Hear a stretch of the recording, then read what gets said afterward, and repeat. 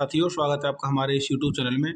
साथियों, यदि आपको नहीं पता है कि बांग्लादेश में क्या चल रहा है तो आपको इस बात की जानकारी होनी चाहिए। यदि आप इस 21वीं सदी के लेटेस्ट जो मॉडर्न ज़माना है इसके आप एक उभरते हुए युवा हैं या इस जागरूकता दुनिया के आप एक इंसान हैं, तो आपको ये पता होना चाहिए कि अपने पड़ोसी मुल्क बांग्लादेश में जो हिंसा है वो किस कारण से हो रही है।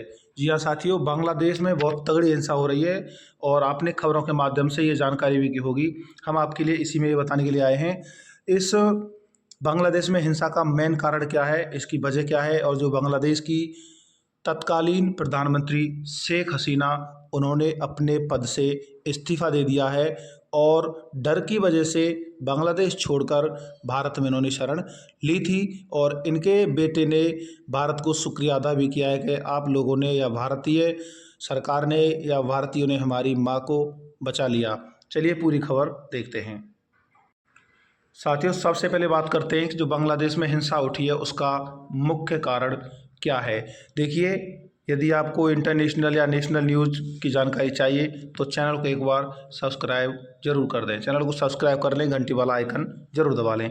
चलिए बात करते हैं बांग्लादेश में हिंसा क्यों उत्पन्न हुई है। बांग्लादेश में सरकारी नौकरियों में आरक्षण में अनियमितताओं के खिलाफ छात्रों का विरोध प्रदर्शक हिंसक हो उठा है। हिंसा में अब तक 300 लोगों की मौत हो चुकी है। कुछ दिनों पहले ढाका में लाठियों और पत्थरों से लैस हजारों छात्र सशस्त्र पुलिस बलों से भिड़ गए थे।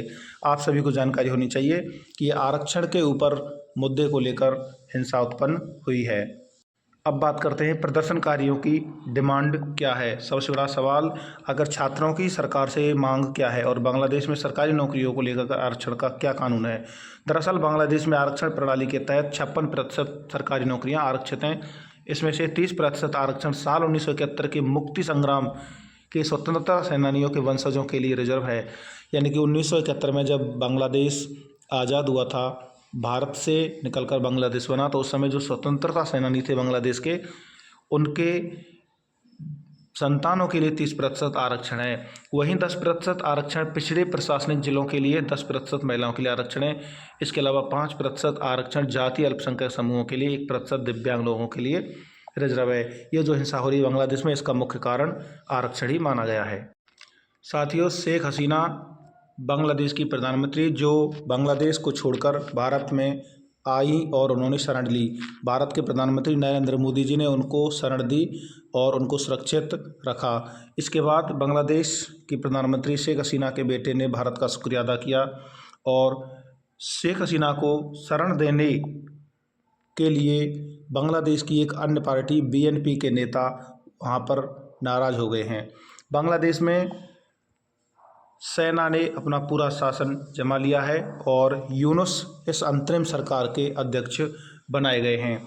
क्या बांग्लादेश में जो हिंसा हो रही है उसका असर भारत के बॉर्डर पर देखा जाएगा। देखिए, मैं एक मैप के माध्यम से आपको यहाँ बता रहा हूँ। यह बांग्लादेश का मैप है और इसे जो है पश्चिम बंगाल, मेघालय, असम, त्रिपुरा और मिजोरम से घिरा हुआ है। बॉर्डर पर हो सकता है कि बांग्लादेश से घुसपैठिए या शरणार्थी वहाँ से प्रवेश कर सकते हैं, जिससे भारत में भी हिंसा उत्पन्न हो सकती है। क्योंकि बांग्लादेश में दो तरह के लोग ज़्यादा हैं, हिंदू और मुस्लिम। वहाँ पर ऐसा बताया जा रहा है कि हिंदुओं को वहाँ पर टारगेट ज़्यादा किया जा रहा है। सेना जो है वो जनता के साथ है, लेकिन सेना भी जनता पर अपना लाठी प्रदर्शन या अपना असर या अपना हिंसक प्रदर्शन कर रही है।